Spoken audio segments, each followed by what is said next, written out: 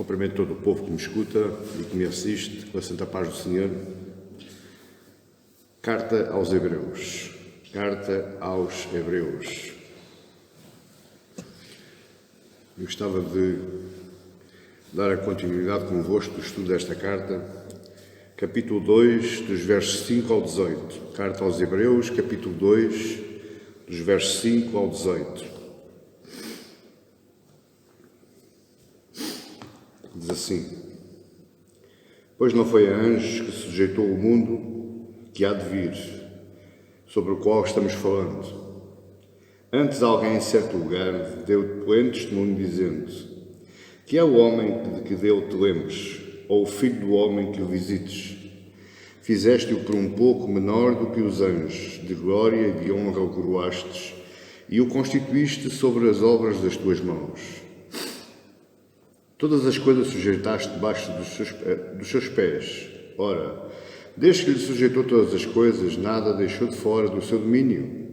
Agora, porém, ainda não vemos todas as coisas a ele sujeitas.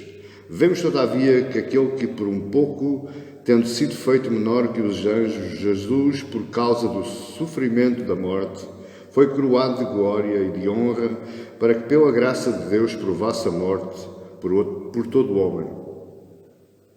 Porque convinha que aquele cuja causa e por quem todas as coisas existem, conduzindo muitos filhos à glória, aperfeiçoasse por meio de sofrimentos o autor da salvação deles. Pois, tanto o que santifica como os que são santificados, todos vêm de um só. Por isso é que ele não se envergonha de lhes chamar irmãos, dizendo: A meus irmãos declararei o teu nome. Cantar-te-ei louvores no meio da congregação. E ainda, outra vez, eu porei nele a minha confiança, e ainda, eis que estou eu e os filhos que Deus me deu, visto, pois, que os filhos têm participação comum de carne e sangue, destes também ele igualmente participou, para que por sua morte destruísse todo aquele que tem o poder da morte, a saber, o diabo, e livrasse todos os que, pelo pavor da morte, estavam sujeitos à escravidão por toda a vida. Pois ele, evidentemente, não socorre a anjos, mas socorre a descendência de Abraão. Por isso, mesmo convinha que em todas as coisas se tornasse semelhante aos irmãos, para ser misericordioso e fiel sumo sacerdote, nas coisas referentes a Deus, e para fazer propiciação pelos pecados do povo. Pois aquilo que ele mesmo sofreu, tendo sido tentado, é poderoso para socorrer os que são tentados. Só até aqui. Senhor Deus, te peço que derrames o teu Santo Espírito, Senhor, sobre as nossas vidas, os nossos corações. Ilumina, Senhor, as nossas mentes, para que nós entendamos tudo aquilo que vai ser falado, Senhor, tudo aquilo que vai ser exposto através da tua santa palavra. E te agradecemos, ó Deus, pela graça da misericórdia e do teu perdão, para que estejamos dignos de ouvir a tua santa palavra. Me ajuda, meu Deus, a expor as Escrituras Sagradas a todos quantos me estão assistindo e ouvindo. Que seja assim, Senhor, para a honra e glória da santidade do teu nome. Senhor, que o abrir dos meus lábios, meditar do meu coração, seja, meu Pai, agradáveis na tua presença. Em o nome de Jesus. Amém. E glória a Deus. Hoje o nosso tema é um pouco menor do que os anjos. No seguimento à nossa carta, no capítulo 2, versos 5 a 18. Chegados a esta altura, já vamos na quinta mensagem, e nós entendemos que o autor de Hebreus teve um objetivo ao escrever esta carta. Ele escreve esta carta aos judeus convertidos ao cristianismo, mas que por causa das perseguições originadas tanto pelo Império como por os próprios judeus e os religiosos da época, muitos estavam apostando na apostasia. Muitos estavam voltando para trás, muitos estavam arrependidos de se terem convertido ao cristianismo. Alguns não apostataram, como o autor de Hebreus, que sendo um judeu convertido ao cristianismo, ele não apostatou, antes ele aproveita este momento de inspiração divina para escrever aos seus irmãos, aos judeus daquela época, mas muitos, face às perseguições, face aos perigos, muitos apostataram. Muitos fugiram à convicção da fé, se refugiaram na covardia e voltaram atrás. Preferiram abandonar a sua convicção, preferiram abandonar a sua fé em prol da sua família, do seu bem-estar social ou religioso. E em todas as épocas, meus queridos, em todas as épocas irão existir aqueles que, por uma razão ou outra, eles decidem voltar atrás. Eles decidem apostatar. E é esse o meu objetivo.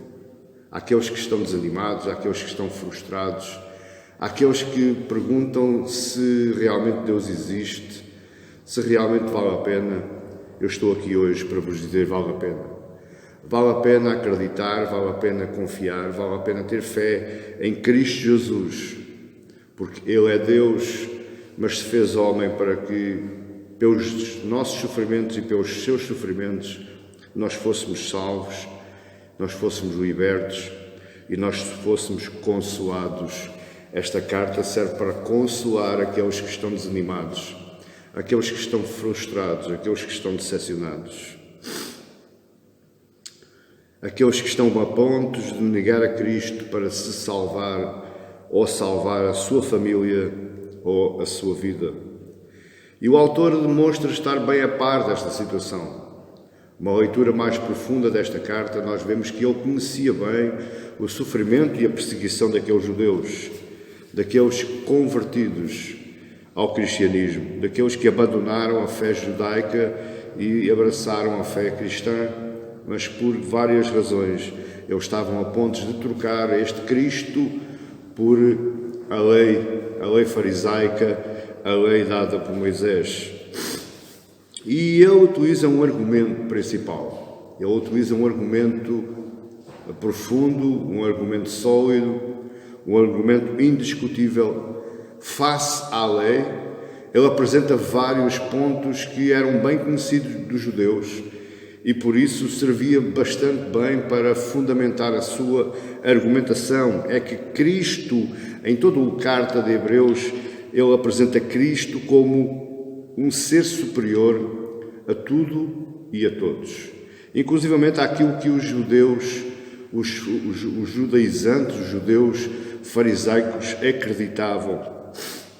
Cristo, ele apresenta Cristo como um ser superior a todas as instituições e a todas as personagens constantes no judaísmo, naquilo que os judeus, os fariseus acreditavam.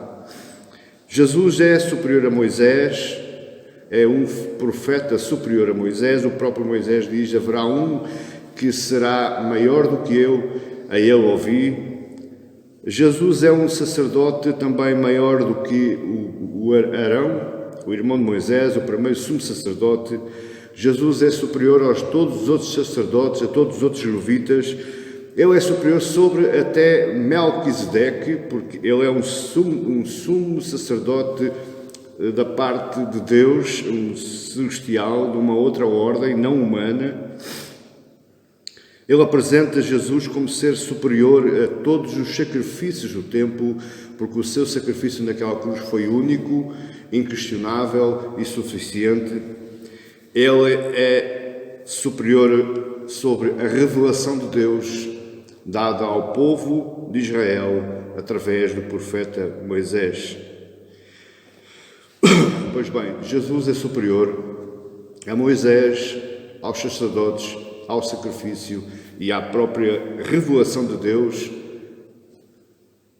Em si mesmo, na sua pessoa, ele é superior àquela que foi entregue pela lei de Moisés. E ele é superior até sobre os anjos. E nos primeiros 2 capítulos nós vemos bastante bem, ele inicia a sua carta argumentando com bases sólidas, com textos e passagens do Antigo Testamento para fundamentar a sua argumentação. No capítulo 1, dos versos 1 a 4, nós vemos a revelação de Deus em Cristo. No capítulo 1 ainda, nos versos 5 a 14, vemos que Cristo é filho e os anjos são servos. E agora, neste texto que nós acabamos de ler, o autor vai passar a explicar detalhadamente o que é que havia falado nos capítulos anteriores. Ele no capítulo anterior fez uma síntese, fez um resumo, e ele agora daqui para a frente, ele vai começando a detalhar aquilo que ele tinha proferido anteriormente. E para isto tudo ele inicia a sua argumentação com um salmo, que é o Salmo 8, um salmo messiânico, um salmo de Davi, que era subejamente conhecido pela nação judaica. E sobre Cristo, ou debaixo dos pés de Cristo, aquilo que o Salmo 8 nos apresenta é que Deus coloca tudo debaixo do representante da humanidade. Ou seja, Deus coloca Jesus como representante da humanidade, embora que ele tenha o poder, ele tenha o domínio, ele está no controle dessa mesma humanidade e de tudo o que corresponde e tudo o que anda à roda dessa humanidade, tanto nos tempos passados, como nos tempos presentes, como no tempo vindouro. Cristo é superior a tudo e a todos. Contrário ao argumento que o autor aplica, parece que o Salmo 8 coloca o Filho do Homem, coloca Cristo Jesus menos do que os anjos. Por que é que ele faz isto? O Salmo 8 diz: por um pouco de tempo Cristo foi feito menor do que os anjos. Porque o autor foi buscar este salmo que parece que Jesus é um pouco, embora por pouco tempo, mas é um pouco inferior aos anjos. Pois bem, para recobrar a sua glória, para recobrar a sua autoridade, para recobrar a sua majestade, o seu domínio neste reino, como presente e neste reino presente e no reino futuro, ele vai agora detalhar, com base no Salmo 8, a sua argumentação. E ele diz aí no verso 5, não foi a anjos que sujeitou o mundo que há de vir. Não foi a anjos que Deus sujeitou o mundo que há de vir, sobre o qual estamos falando, o nosso mundo atual. Traga estas palavras do autor de Hebreus para a sua vida hoje, meus queridos. Porque você não está diferente, você não está vivendo uma situação diferente daquilo que o povo lá atrás vivia. Eles estavam em perseguição por causa da sua convicção de fé. Possivelmente você que está me assistindo está em perseguição psicológica, em perseguição física, social, em perseguição espiritual, mas tudo por conta do mundo, da vida que que o rodeia hoje. Graças a Deus que nós hoje ainda não somos perseguidos pelas nossas convicções espirituais, pelas nossas convicções de fé, mas existem pessoas que são perseguidas psicologicamente, são maltratadas por aquilo que acreditam. Deixa que eu lhe diga uma coisa: você não é perseguido por aquilo que você é. Você não é perseguido pelo seu nome.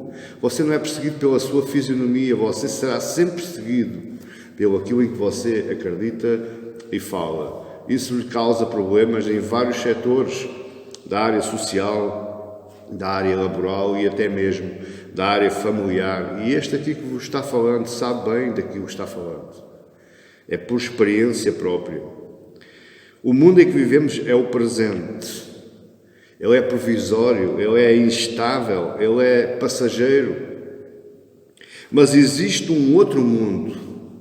E quem estudou comigo o livro do Apocalipse, lá no capítulo 21 do Apocalipse, Deus refaz este mundo. Ele envia novos céus e nova terra, mas no sentido figurado, ou seja, Deus vai refazer este mundo, e é sobre este mundo vindouro que nós estamos falando. Este que nós estamos vivendo é passageiro, é instável, é provisório, mas o outro é um mundo vindouro, é um mundo celestial, é um mundo glorioso, onde você e eu iremos habitar, iremos usufruir da glória e da presença eterna de Deus. Essa é a esperança do cristão. A nossa esperança é num mundo que Deus já preparou, mas que nós ainda não vemos, ainda não podemos visualizar, ainda não podemos apalpar, mas que é real nos nossos corações e nas nossas convicções. Não somente nós falamos deste mundo, não somente eu estou falando deste mundo, mas todo o Novo Testamento, desde a primeira página de Mateus até ao final, do encerramento deste cano lá em Apocalipse, todo o Novo Testamento fala neste mundo do porvir, neste mundo glorioso que havemos de usufruir. Paulo é bastante cansativo nas suas cartas, ele abrange as suas cartas sempre alertando os seus leitores que aqui podem sofrer. Ele diz lá em Filipenses 1:21, para mim o viver aqui é Cristo, aqui nesta terra. É aquilo que a única coisa que me espera é viver em Cristo, é viver nesta fé, nesta convicção. Mas o morrer aqui é lucro, porque eu daqui parto deste mundo hostil, miserável, provisório, instável, e vou para um mundo melhor, porque ele diz, é incomparavelmente melhor. Um mundo de justiça, um mundo de plena paz, um mundo de plena santidade, um mundo onde seremos glorificados eternamente em Cristo Jesus e onde viveremos eternamente com Ele. Creia nisto. É isto que a Bíblia fala, é a única coisa que Deus promete claramente em toda a Bíblia, é a nossa glorificação. Por isso mantenha firme a sua fé. Nos dias de angústia, nos dias de ansiedade, nos dias de depressão, sujeite-se aos pés de Deus e peça-lhe a Ele auxílio, peça-lhe a Ele ajuda, peça-lhe a Ele força para não voltar atrás. Neste mundo refeito por Deus, neste mundo que nós esperamos, há um mundo de glória e há um mundo de eterna alegria, de eterna paz, porque Ele será o nosso sol, Ele será a nossa lua, Ele será todo o nosso mover, e por isso Paulo nos diz que nele nós nos movemos. Portanto, este mundo que nos rodeia não faz parte de nós, somente somos passageiros, somente somos peregrinos, somos estrangeiros em terra alheia. Mas este mundo que o autor de Hebreus nos fala, este mundo que todo o Novo Testamento fala, nós hoje ainda o podemos experimentar, embora que em resquícios, em pequenos laivos, mas Deus nos dá a oportunidade, através do Espírito Santo, através da iluminação do Espírito Santo, através da paz que Ele nos dá, que o mundo não consegue compreender, dá-nos a esperança, dá-nos a oportunidade de podermos já usufruir um pouco dessa paz, dessa alegria, dessa santidade, desse amor de Deus, dessa comunhão com Deus em Cristo Jesus. No verso 5, ele dá-nos a ideia de que Jesus irá reinar nesse mundo vindouro. Na verdade, Ele já reina, nós já acreditamos que isso acontece, e o autor, lá a partir do capítulo salvo erro 10, nós teremos a oportunidade de chegar lá, ele diz que Jesus foi glorificado, entrou na sala do trono, na sala da glória, e se sentou à direita de Deus, à direita do Pai. Porquê? Porque Ele, para nos dar a ideia que Ele já reina, Ele não é um Deus estático. Ele não é um Deus que lavou as suas mãos, já fui crucificado na cruz, agora, meus queridos, vão andando à vossa... Não, Ele já reina, Ele está sentado à direita de Deus e o autor diz que Ele está incessantemente intercedendo sobre cada um de nós, ou por nós, pelos seus irmãos, como ele fala aí, no verso 11, pelos seus irmãos. Não é de forma visível, não é de forma existencial e por isso nós necessitamos de fé.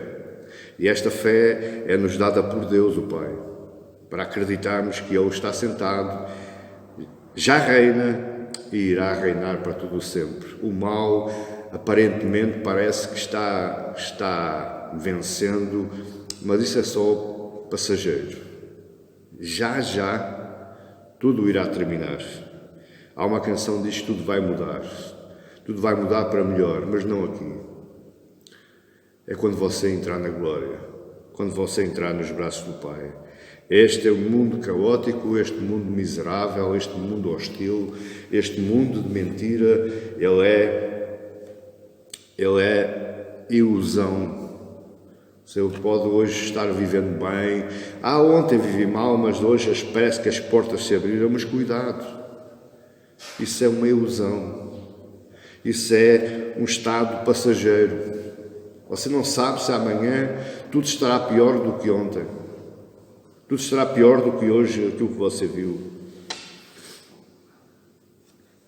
Na conclusão da sua carta, da sua argumentação, o autor afirma que Deus colocou o mundo sob os pés de Cristo.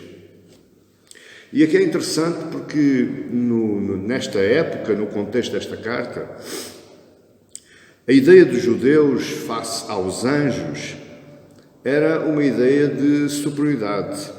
E Paulo usa este termo na sua carta aos Colossenses como sendo rudimentos ou princípios elementares do mundo. Ele se refere aos anjos como rudimentos, como princípios elementares do mundo, e que eles não dominavam só a Terra, mas ocupavam também os planetas e as estrelas. Era assim que os judeus pensavam. Era assim que os judeus pensavam em relação aos anjos. Veja o que Paulo escreve em Colossenses 2. Colossenses 2:8. Cuidado que ninguém vos venha a enredar com a sua filosofia e vãs subtilezas, conforme a tradição dos homens, conforme os rudimentos do mundo, e não segundo Cristo. Porquanto nele habita corporalmente toda a plenitude da divindade. Também nele estáis aperfeiçoados. Ele é o cabeça de todo o principado e de toda a potestade. Paulo se refere aqui aos anjos como principado e potestade, e vemos que Paulo diz, em paralelo com o autor de Hebreus, que ele é o cabeça, ele está com o domínio sobre todo o principado, toda a potestade, sobre toda a terra, sobre toda a estrela e sobre todo o planeta, sobre todo o universo. De quem é que o autor está falando aí no verso 6? Olhe comigo, verso 6. Antes alguém em certo lugar deu pleno testemunho dizendo: que é o homem que dele te lembres, ou o filho do homem que o visites. De quem é que o autor está falando? Veja que ele está falando no verso 8, e antes alguém quem? Davi falou, aonde? No Salmo 8. E o que é que Davi falou? Davi falou sobre a grandeza de Deus. Davi exalta a glória de Deus. No verso 3 do Salmo 8, Davi fala da majestade de Deus. No verso 4 do Salmo 8, Davi fala da insuficiência, da insignificância do homem. Nos versos 5 e 6 do Salmo 8, Davi fala de Cristo. Ele aplica o Salmo a Cristo Jesus. Na verdade, Cristo não era ou não é menor do que Deus. O problema é que nós temos aqui um problema de tradução e que nos dá a ideia de, ao lermos, parece que temos deuses em escalas diferentes. Parece que Deus é um Deus mais superior porque é o Pai, e depois Cristo é um Deus mais inferior porque é o Filho, mas na tradução hebraica nós vemos que Deus o Pai e Deus o Filho são exatamente iguais. Embora sejam uma só pessoa, juntamente com o seu Santo Espírito, mas têm caráteres, têm atributos, têm características diferentes, mas eles são completamente iguais. O Pai, por isso é que Jesus diz lá em João: quem me vê a mim vê o Pai, quem quer ver o Pai que me veja a mim, porque Deus o Pai é igual a Deus o Filho. O que o Salmo 8 nos diz é que, veja lá o Salmo 8, o problema de tradução que nós temos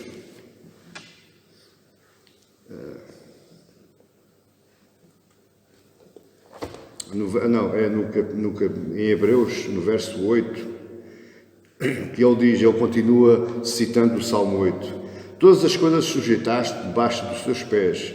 Ora, desde que lhe sujeitou todas as coisas, nada deixou fora do seu domínio. Agora, porém, ainda não vemos as coisas a eles sujeitas. Porquê é que ele diz isto? A afirmação deve ser entendida como referência ao seu estado de humilhação. Porquê o estado de humilhação? Veja aí os versos 7 e 8.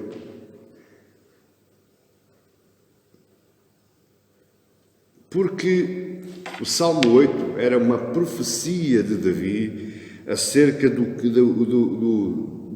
Messias, acerca de Cristo Jesus. E porquê é que o autor foi buscar o Salmo 8, que parece que Jesus é um pouco inferior aos anjos, um pouco inferior a Deus?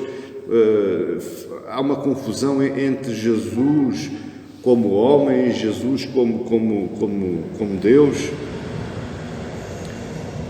porque os seus leitores eram judeus. E então o autor de Hebreus necessitou de computar, de firmar a sua argumentação com algo que esses judeus compreendessem. E o que é que ele queria dizer? Que nada está fora do domínio de Cristo. Era um erro voltar atrás ao judaísmo. Porque voltar atrás ao judaísmo é voltar aos elementos, é voltar a algo que é básico, algo que não tem fundamentação, é algo que é elementar, é algo que é do início. É como você dar atenção a um prédio, mas por causa dos seus fundamentos, por causa da sua fundação, os caboclos, os pilares, as vigas que estão lá dentro e que você não vê. Você não olha ao prédio, mas você quer olhar para a base que sustém este prédio. Isso é um erro. É um erro pensar assim. Nós só devemos olhar para aquilo que está sobre os fundamentos. Tanto agora como no porvir. E esta maneira deste autor colocar ou argumentar incomodava a maioria dos cristãos. E para explicar isto, porque é que Cristo foi feito um pouco menor do que os anjos, ele utiliza seis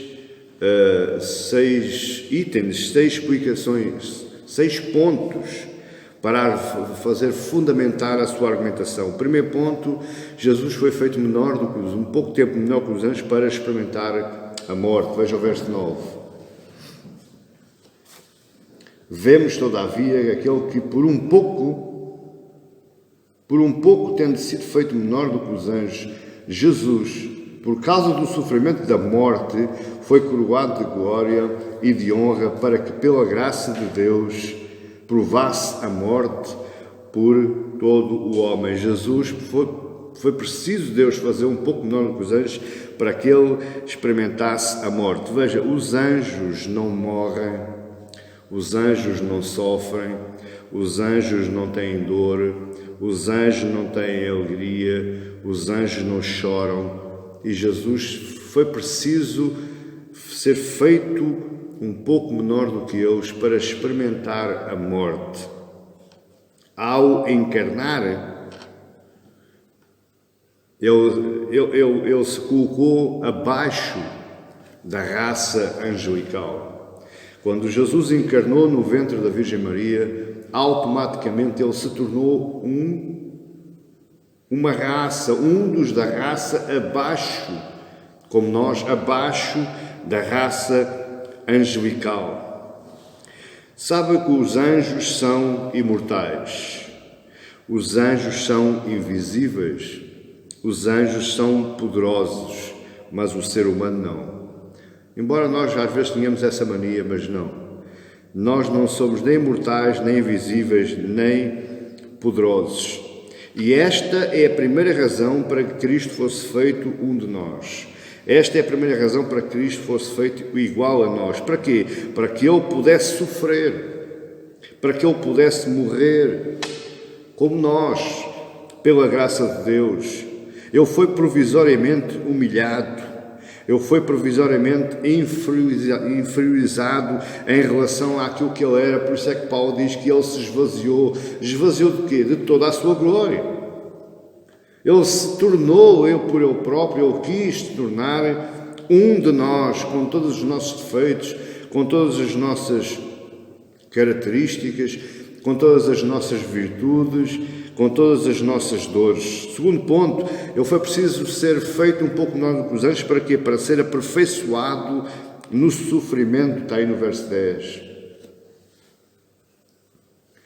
Porque convinha que aquele por cuja causa e por quem todas as coisas existem, conduzindo muitos filhos à glória, aperfeiçoasse por meio de sofrimentos o autor da salvação deles. Para Jesus se tornar o autor da salvação, da nossa salvação, Jesus tinha de se tornar um homem. Para quê? Para que como homem fosse também aperfeiçoado. Por outras palavras, nós somos santificados, ou somos aperfeiçoados, ou somos regenerados, porque Cristo também o foi. A nossa santificação só é possível porque Cristo experimentou as nossas fraquezas e foi aperfeiçoado como nós somos hoje, como nós estamos sendo hoje. Jesus foi preparado, Jesus foi amadurecido. E você pergunta, mas como é que Deus fez isso? Fazendo-o encarnar, fazendo-o ser homem, fazendo-o ser parte da raça que Ele mesmo veio salvar. Repare, quando Jesus se tornou um de nós, Jesus não veio como um Deus todo-poderoso e entrou numa criancinha ou num feto ou num bebê e já sabia tudo, já sabia ler, já sabia escrever, já sabia... Não, Jesus teve um percurso igual a todos nós. Jesus aprendeu a andar, Jesus aprendeu a falar, Ele deu as suas primeiras palavras, não sei quais foram, mas se calhar foi como nós, papai, mamãe. Jesus aprendeu a ler, a escrever, Jesus aprendeu as vicissitudes da vida, Jesus aprendeu a sua arte de carpintaria, Jesus aprendeu as Escrituras Sagradas, porque diz que ele ia para o campo, para o templo, e vemos lá, salvo em Lucas, onde ele estava lá com 12 anos no templo, discutindo a lei.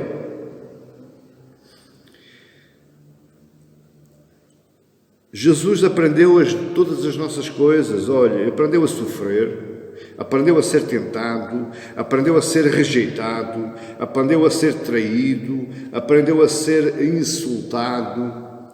Ele experimentou a nossa realidade.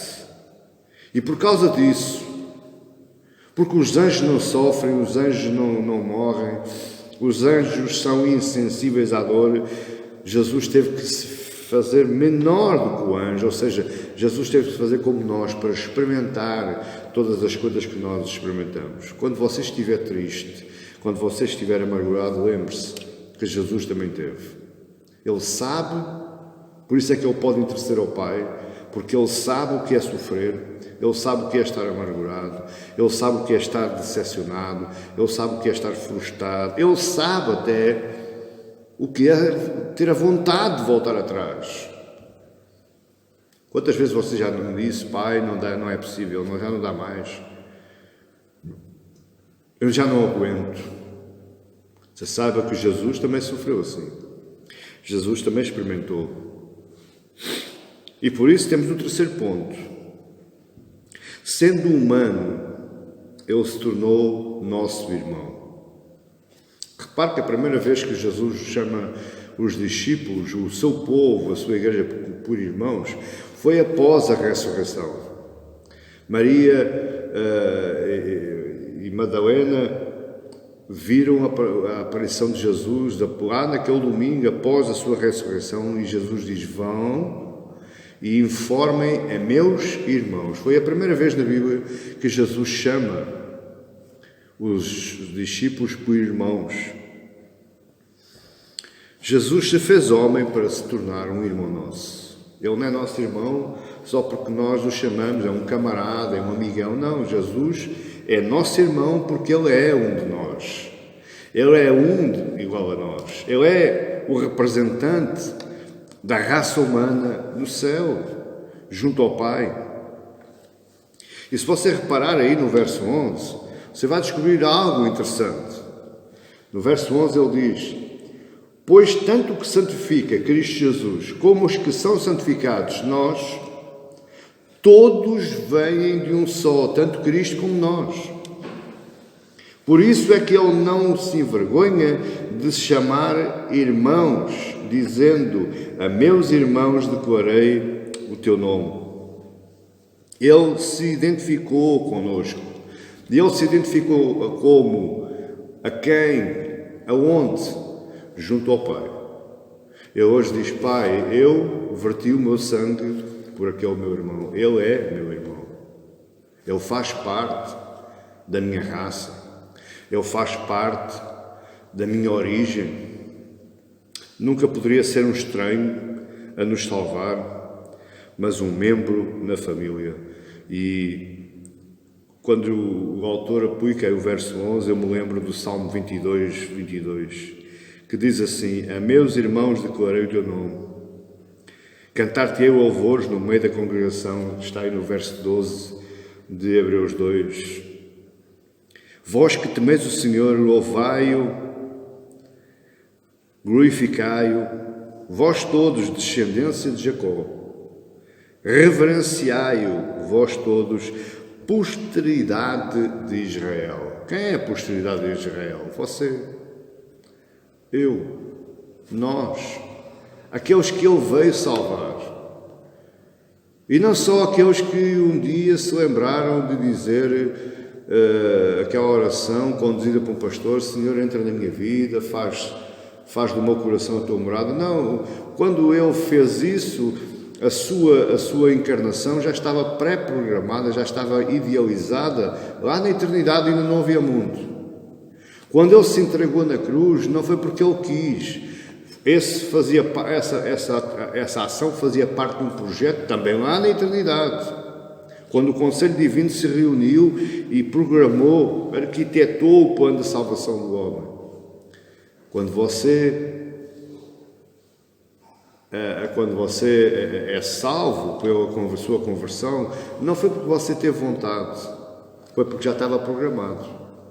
Nesse mesmo dia, nesse mesmo plano da salvação. Por isso nós somos o Israel de Deus. Nós não somos descendência de Jacó pelo sangue, pela genealogia, mas só somos descendência de Jacó pelo Espírito de Cristo. Jesus é o nosso irmão mais velho. Se você reparar, João 3,16 diz que Deus deu o seu Filho e enviou o seu Filho unigênito. Mas o autor de Hebreus vai falar sobre Cristo como o primogênito. Ele subiu como primogênito, ou seja, o primeiro de muitos. O irmão mais velho. Ele sobe em primeiro lugar e é seguido de todos nós, que iremos ter o mesmo destino que Jesus teve. A glorificação junto ao Deus o Pai. 3 pontos para passar ao quarto ponto. 3 itens. Jesus veio ao mundo para provar o sofrimento e a morte. Jesus veio ao mundo para ser o autor da salvação. E em terceiro lugar, Jesus veio ao mundo para sermos uma família. Nós somos família de Jesus. Ele não é somente o nosso amigo, o nosso parceiro, o nosso camarada, o nosso amigão. Não, Ele é o nosso irmão. Se calhar você diz, pastor, mas eu não tenho irmãos. Não, você tem o irmão mais velho. Pastor, eu tenho irmãos, mas eu não me dou com eles. Mas esqueça isso. Cristo Jesus é o irmão que nunca o trai, que nunca o decepciona, que nunca o deixa ficar mal. Ele é o mais velho. Então, em quarto lugar, o nosso quarto ponto, nós temos Jesus foi feito um pouco menor do que os anjos, para quê? Verso 14, para destruir o diabo. Veja comigo o verso 14. Visto, pois, que os filhos têm participação comum de carne e sangue, destes também ele igualmente participou, para que pela sua morte destruísse aquele que tem o poder da morte, a saber, o diabo. Jesus morreu para destruir o diabo. E por isso se tinha que ser feito um de nós, porque os anjos, como você sabe, os anjos não morrem. Tinha que ser um homem para destruir o diabo.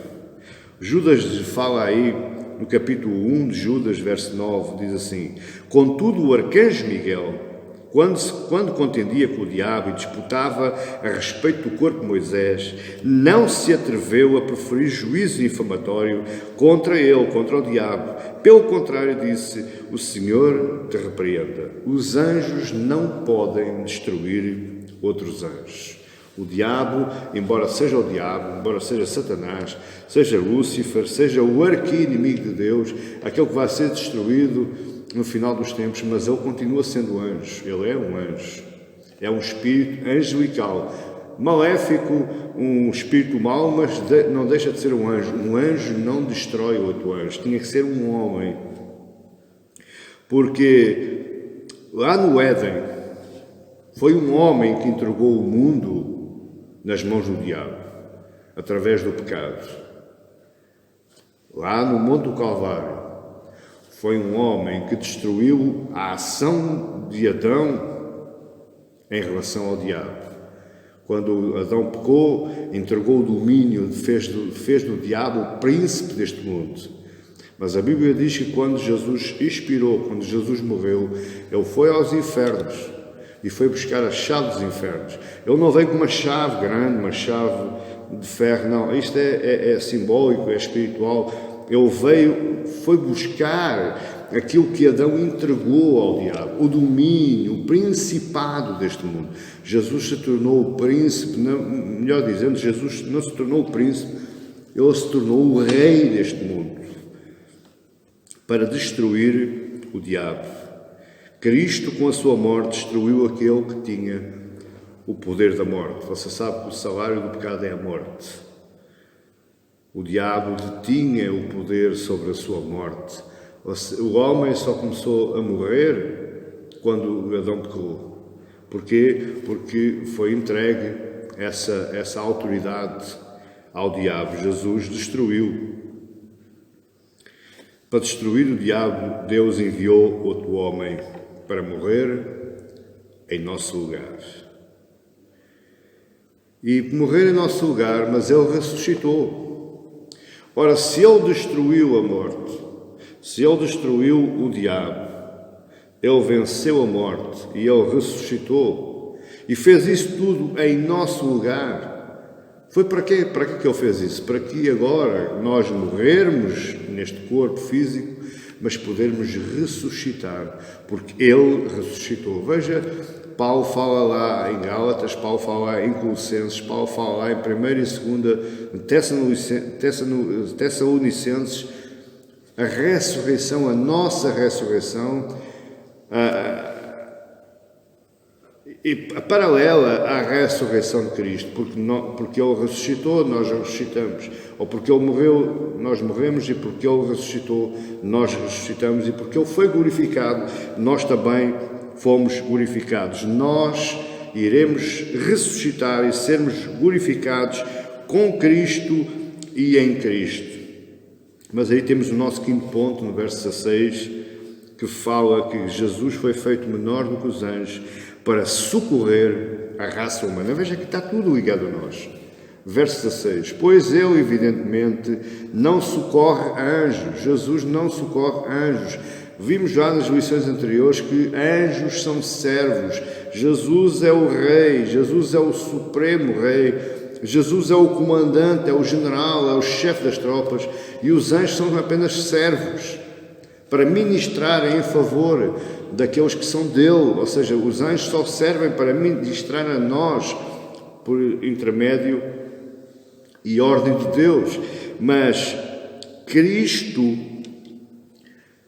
se tornou menor, se tornou um homem para poder nos socorrer. Mas socorre a descendência de Abraão. Eu já disse, nós não somos descendência de sangue, mas somos descendência espiritual. E saiba, há algo que você deve saber.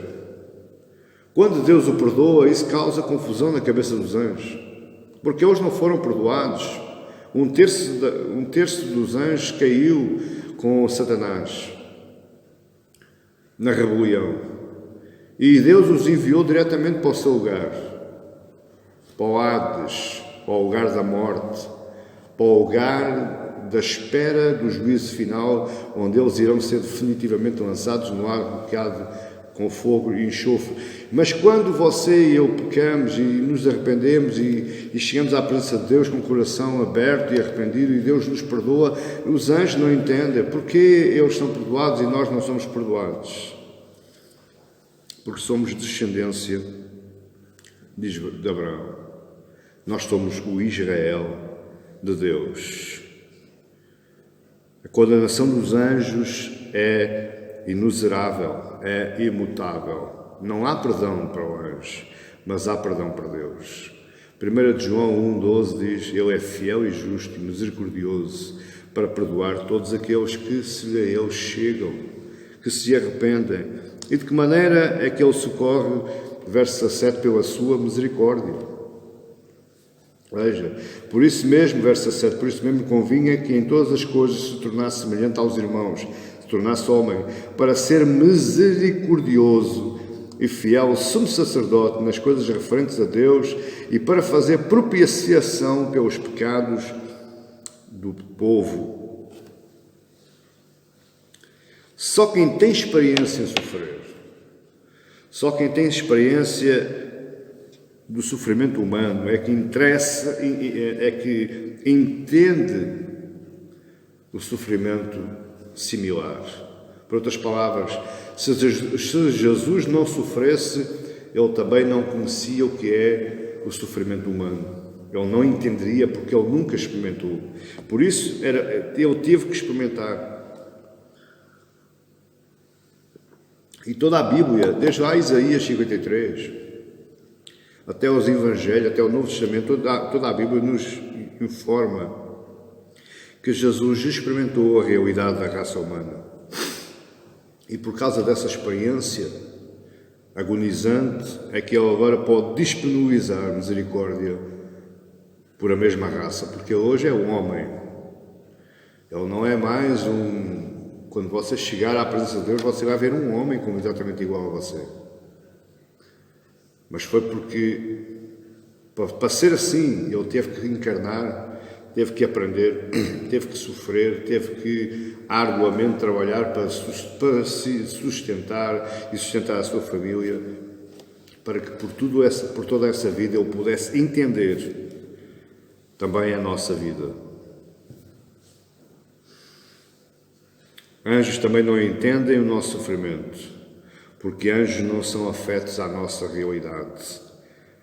Eles não podem ser misericordiosos, porque eles também não entendem a nossa vida, eles têm a sua própria vida. Anjos também não podem ser propiciatórios dos pecados e das fraquezas humanas, e Jesus foi. E por isso mesmo Jesus teve que ser feito por um pouco de tempo, um pouco menor do que eles. Sexto lugar, não só para socorrer a descendência, socorrer os seus irmãos, socorrer a raça humana, mas também para socorrer aqueles que são tentados. E preste atenção aqui, é muito importante você entender aí no verso 18. Pois naquilo que ele mesmo sofreu, tendo sido tentado, veja o que é que o autor, é a Bíblia que está falando, aquilo que ele mesmo sofreu, tendo sido tentado, é poderoso para socorrer os que são tentados. Então a pergunta é: Jesus foi tentado? Jesus foi tentado como eu sou tentado? Em todas as coisas, em todas as situações? Claro que sim. Em todas as coisas. Olha, Jesus foi tentado sexualmente. Jesus foi tentado com perca de paciência. Jesus foi tentado a agredir alguém. Foi tentado a dizer palavras duras, a desistir. Foi tentado a blasfemar contra Deus. Foi tentado a tentar a Deus, a voltar atrás. Foi tentado a ficar rico. Veja lá as 3 tentações do diabo lá no deserto.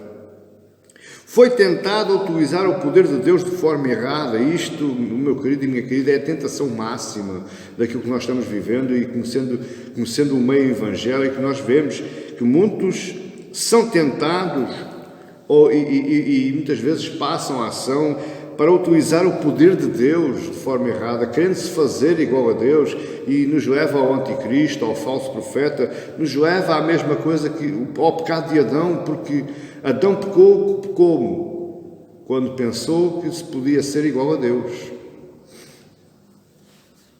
Em todas as coisas, Jesus foi tentado. Então, não importa a tentação que passamos, não importa qual é a sua tentação hoje, não importa qual é a sua tribulação, não importa qual é a sua dificuldade, o que importa é sabermos que Jesus passou por tudo isso. E de igual forma. Não há diferença. Mas Jesus era Deus. Escute, Ele passou por tudo isso. Lá em Lucas, que é o autor que nos esclarece com mais profundidade e pormenor, vemos que Jesus estava em plena agonia. Ele disse: Senhor, Pai, se for possível, afasta de mim este cálice. Jesus estava a pontos de desistir. Jesus estava sentindo a tentação da desistência, do voltar atrás. Já não dá. Mas Ele superou essa tentação. Porém, faça-se a tua vontade e não a minha.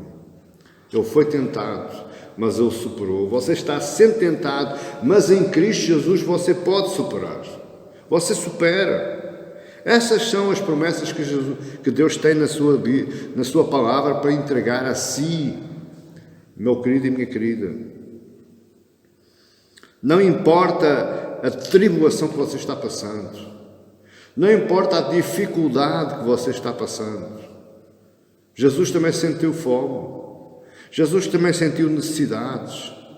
Jesus também sentiu cansaço. Jesus também se sentiu adoentado. Veja lá acho que é em Marcos, que Jesus foi para Cafarnaum e se entrou lá na sua casa em Cafarnaum. Para quê? Para estar sozinho, para descansar. Jesus também se fartou de pregar e ninguém o ouvir. Veja o que é que diz lá João 6, quando ele diz aos seus discípulos: vocês só vêm pelo pão, mas não vêm pelo que eu digo. Eu digo-vos: quem não comer a minha carne e beber do meu sangue não tem parte de mim. E o que é que os discípulos disseram? Que duro é este discurso, quem o pode ouvir? E foram embora. E veja que Jesus voltou-se para os 12 e disse: não quereis vós também ir? Jesus se cansou do povo. Jesus cansou de pregar. Jesus estava pelos cabelos, por isso ele teve que fugir lá para Cafarnaum, para colocar as suas ideias em ordem. Porque ele estava cansado daquele povo. E olha que Jesus hoje ainda continua cansado do povo. Na pessoa dos pastores piedosos e honestos que pregam a verdade, Os pastores estão cansados de pregar e ninguém ouvir. Os pastores estão cansados de pregar e ninguém fazer, ninguém ligar. Os pastores estão cansados de olhar para a sua hora de pregação e dizer: o povo não foi lá para me ouvir. O povo foi lá para empatar tempo. O povo foi lá para cumprir um ritual semanal. Mas não foi lá para ouvir. É para esses que Jesus veio. Foi por esses que Jesus fez obra. Para aqueles que pregam com convicção, com fé, com amor à obra, mas também para aqueles que ouvem e que praticam. A Bíblia diz: não sejais somente ouvintes, mas sejais praticantes. E isso revela amor por Deus. Porque quem é o pai que não se agrada do filho que o atende? Quando um pai exorta o seu filho, quando um pai fala com o seu filho, aconselha o seu filho, esse pai gosta que o filho ouça as palavras do pai e que os ponha em prática, que mude rumo. O pai se alegra. Então, quanto mais o nosso Pai Celestial. Ele está falando para si hoje. As palavras não são minhas, as palavras são dele, a responsabilidade é dele. E a sua responsabilidade, meu querido e minha querida, é colocar em prática. É ouvir e praticar. Esta palavra é para si.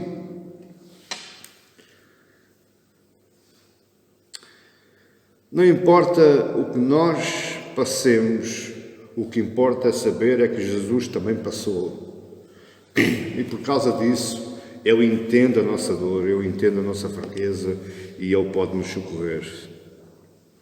E a boa notícia do Evangelho é que nós temos um de nós temos um igual a nós, que está sentado à direita do Pai, para nos socorrer, para interceder por nós, para nos representar diante de Deus nas nossas fraquezas. Você não está sozinho. Você não está abandonado há 2000 e poucos anos. Não, Ele está sentado à direita do Pai, à direita de Deus, dizendo: Pai, Ele é meu irmão. Ele é fruto do meu amor e da propiciação através do meu sangue. Essa é a razão maior pela qual a Bíblia nos exorta a nos chegarmos a Cristo. Não há nenhuma religião que pregue Cristo como aquele que perdoa, como aquele que é um refúgio. Por isso Ele diz: vinde a mim todos os estáis cansados e oprimidos e eu vos aliviarei. Nenhuma religião prega sobre Cristo sendo a nossa orientação. Você está confuso. Você não sabe para onde é que se há de virar. Vire-se para Cristo. Busque a orientação de Cristo. Faça como Ele fez com o próprio Pai. Ele disse: Pai, eu sei que tu me ouves, mas convinha que fosse assim para que o povo visse a tua justiça. Deixe-me dar aqui, eu vou terminar com uma aplicação sobre aquilo que nós estudamos acerca de Cristo um pouco de tempo menor do que os anjos. E a maior aplicação é para nós sabermos quem Jesus é. Essa é quase a nossa razão de ser. Você precisa saber quem Jesus é, o que é que Ele fez aqui na Terra, porque é que Ele se tornou homem, qual foi a consequência de Ele se tornar homem, e não se atrever mais a negar a sua existência humana. Cristo não é somente Deus. Quando você fala que Cristo é somente Deus, nunca pode ser um homem, você está cometendo sacrilégio. Você está pecando contra Deus. Você está anulando a obra redentora de Cristo Jesus. Você precisa acreditar que Ele é 100% homem e 100% Deus. Duas pessoas distintas, ou duas naturezas distintas, mas numa só pessoa. Ele é homem, Ele é Deus, mas Ele é homem. Muitas são as interpretações que muitos estudiosos nos apresentam. Se você tiver coragem e paciência, faça um apanhado, uma pesquisa sobre religiões. E você vai ver o que é que eles falam de Cristo. Um homem excelente, um filósofo superior, um verdadeiro político, um profeta, um anjo de classe superior, um espírito com forma de homem, enfim, várias apresentações. Mas você, meu querido e minha querida, você precisa saber quem Jesus é. Para quê, pastor? Para que a sua felicidade, a sua alegria seja plena, seja real. Nós sabemos quem Ele é. Você e eu sabemos quem Ele é. Um Deus, um homem, um de nós, pela graça de Deus. Ele é o nosso irmão mais velho. Ele é o Rei dos Reis, quando Ele tem na coxa direita, é o Rei dos Reis, Senhor dos Senhores.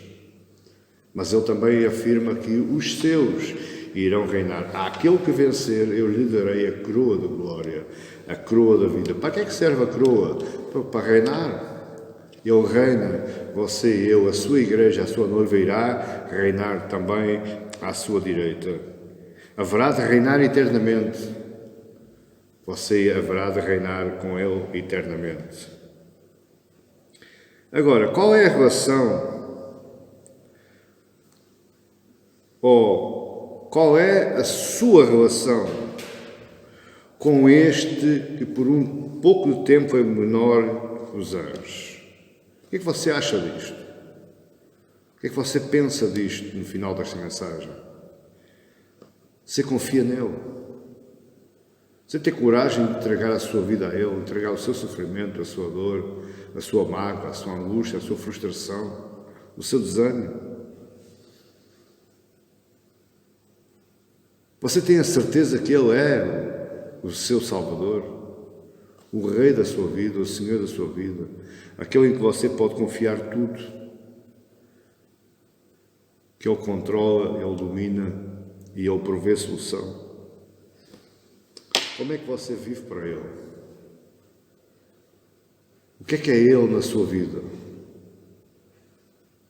Qual é a hora, qual é o espaço de tempo que você utiliza para Ele ou entrega a Ele? Pense nisto, meu querido e minha querida. Busca Cristo no meio dos seus medos, no meio dos seus temores, no meio das suas tentações, no meio dos seus pecados. Busque a Cristo. Não desanime, não volte atrás. Não faça cair por terra a sua convicção, a sua alegria. Lembre-se do dia da sua conversão e que a sua alegria seja igual hoje. Não importa há quantos anos foi. Há 40, há 50, há 20, há 30 ou o ano passado. Pense Cristo hoje com a mesma alegria com que você pensou lá atrás. Humilhe-se na presença do Senhor Jesus, o nosso irmão mais velho, o nosso representante. Esse é o meu objetivo, meus queridos. Esse é o meu desejo. Que Deus vos abençoe em nome de Jesus. E até para a próxima, se Deus assim o permitir. Amém.